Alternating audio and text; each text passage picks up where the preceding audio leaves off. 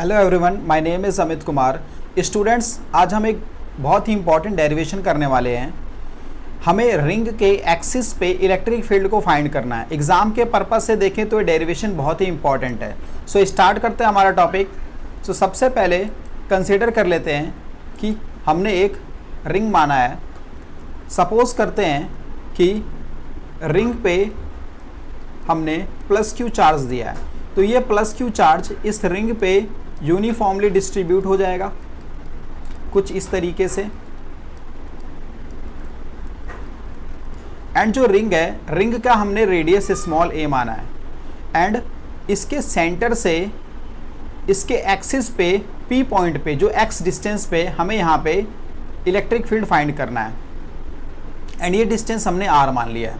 ये डिस्टेंस हम फाइंड कर सकते हैं पाइथागोरस से। यह आ जाएगा हमारा एक्स स्क्वायर प्लस ए स्क्वायर का अंडर रूट आ जाएगा। सिमिलरली इसी तरीके से ये डिस्टेंस भी आर होगा।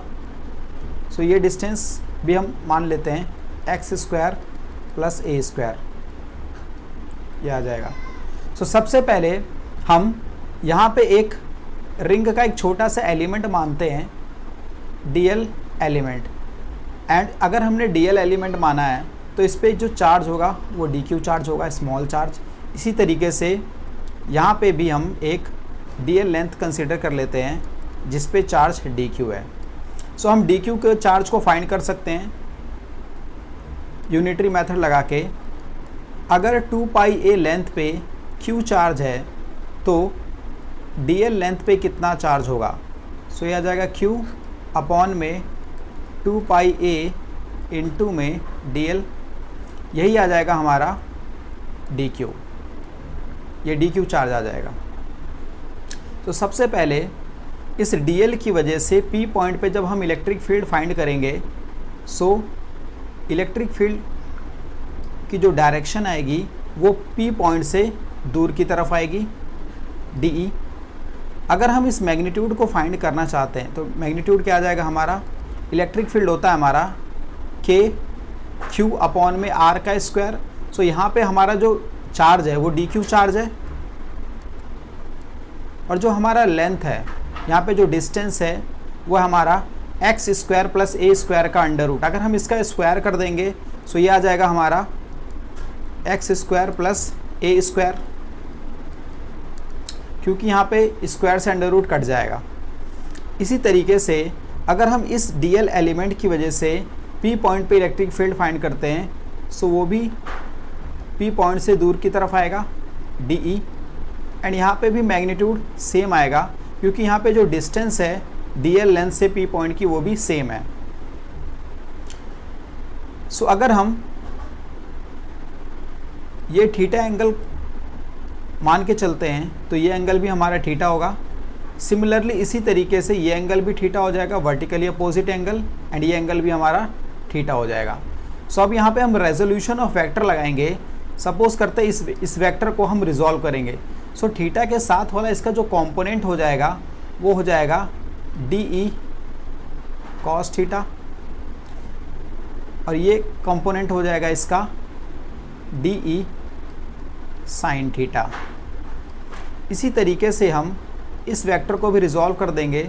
सो ये कंपोनेंट हो जाएगा इसका डीई कॉस थीटा, एंड ये कंपोनेंट हो जाएगा इसका dE sine theta. DE sine theta को कैंसिल कर देगा, क्योंकि दो वेक्टर इक्वल मैग्नीट्यूड के हैं और अपोजिट डायरेक्शन में हैं, इसलिए ये दोनों एक दूसरे को कैंसिल कर देंगे। सो जो नेट इलेक्ट्रिक फील्ड हमारा बचेगा वो बचेगा DE cos theta.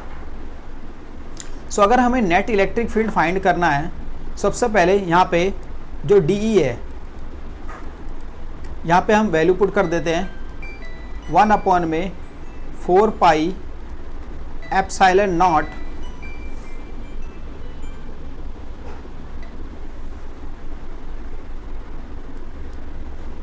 D Q हमने फाइंड कर लिया है।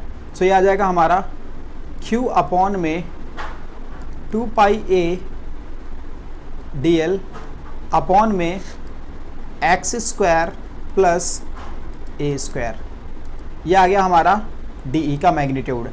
सो अगर हमें नेट इलेक्ट्रिक फील्ड फाइंड करनी है, सो जो हमारा नेट इलेक्ट्रिक फील्ड आएगा वो आ जाएगा DE cos थीटा का हमें इंटीग्रेशन करना पड़ेगा। सो हमारा नेट इलेक्ट्रिक फील्ड आ जाएगा। यहाँ पे हमें प्रॉपर लिमिट भी लगानी पड़ेगी। सो अगर हम लिमिट लेते हैं 0 से 2 पाई a, तो हमारा नेट इलेक्ट्रिक फील्ड आ जाएगा पूरे रिंग की वजह से, क्योंकि अगर हम DL एलिमेंट को 2 पाई a लेंथ तक इंटीग्रेट कर देंगे, सो हमारा रिंग की वजह से टोटल इलेक्ट्रिक फील्ड आ जाएगा। सो यहाँ पे मैग्नीट्यूड रखते हैं हम, यहाँ पे जो हमारा DE है, DE का मैग्नीट्यूड आया था हमारा 1 में 4 pi epsilon not Q upon में 2 पाई a DL अपॉन में x square plus a square. इसी तरीके से हम cos थीटा भी फाइंड कर सकते हैं। तो जो cos थीटा आएगा, अगर हम यहाँ पे देखते हैं तो यहाँ पे cos थीटा जो आ जाएगा हमारा, वो आ जाएगा x अपॉन में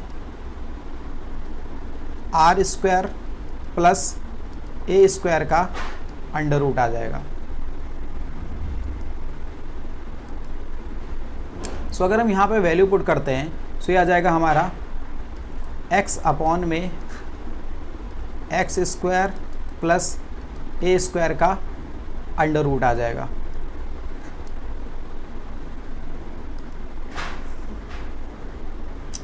सो हम इसको लिख सकते हैं 1 अपॉन में 4 pi epsilon not Q upon में 2 पाई a DL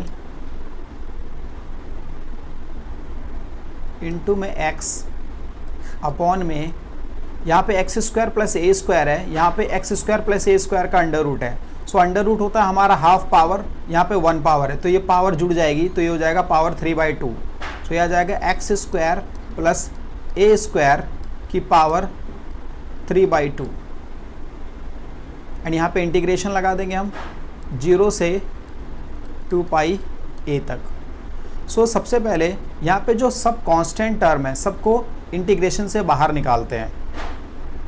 सो इंटीग्रेशन के बाहर आ जाएगा 1 अपॉन में 4 pi epsilon not Q x upon में 2 पाई a x square plus a square की पावर 3/2।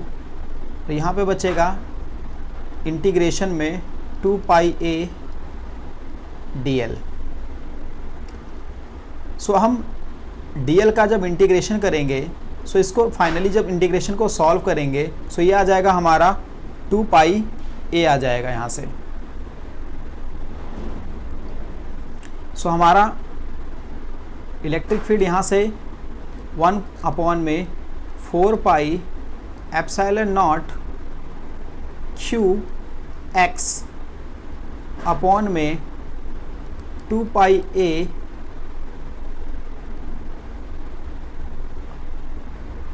अपॉन में x square plus a square की पावर 3/2 आया।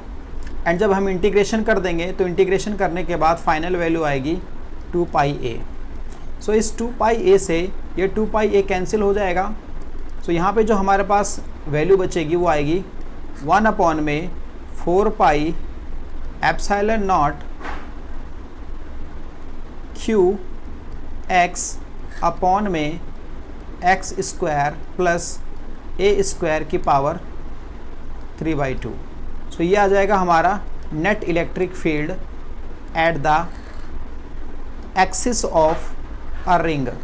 सो रिंग के एक्सिस पे जो नेट इलेक्ट्रिक फील्ड आती है, वो आती है हमारी 1 अपॉन में 4 pi epsilon not Q x upon में x square plus a square की पावर 3/2। अगर हम इसी में एक स्पेशल केस मान के चलते हैं, सो अगर हम इसमें देखते हैं, अगर हमें एट सेंटर, अगर हमें सेंटर ऑफ रिंग, अगर हमें रिंग के सेंटर पे इलेक्ट्रिक फील्ड फाइंड करना है, सो वो कितना आएगा। तो कुछ नहीं करना है इसमें, जो हमने इस केस में ये जो डिस्टेंस हमने x कंसीडर किया है इसको हम 0 पुट कर देंगे। सो जो यहाँ पे इलेक्ट्रिक फील्ड आएगा वो रिंग के सेंटर पे इलेक्ट्रिक फील्ड आ जाएगा। सो हमारी जो डेरिवेशन आई है, इसी डेरिवेशन में अगर हम यहाँ पे x को 0 पुट कर देंगे, सो हमारा सेंटर पे रिंग के सेंटर पे इलेक्ट्रिक फील्ड आ जाएगा। सो यहाँ पे अगर हम फाइंड करें, सो इलेक्ट्रिक फील्ड आ जाएगा हमारा सेंटर पे 1/4 pi epsilon not Q, x तो हमने 0 माना है, ये 0 हो जाएगा। सो x square plus a square की पावर 3/2। सो ये 0 से जो मल्टीप्लाई हो जाएगा तो ये पूरा टर्म क्या आ जाएगा, 0 आ जाएगा। सो जो सेंटर पे इलेक्ट्रिक फील्ड आएगा रिंग के, वो कितना आ जाएगा हमारा, वो आ जाएगा 0। सो आई होप कि आपको ये डेरिवेशन अच्छे से समझ में आई होगी। मिलते हैं नेक्स्ट वीडियो में।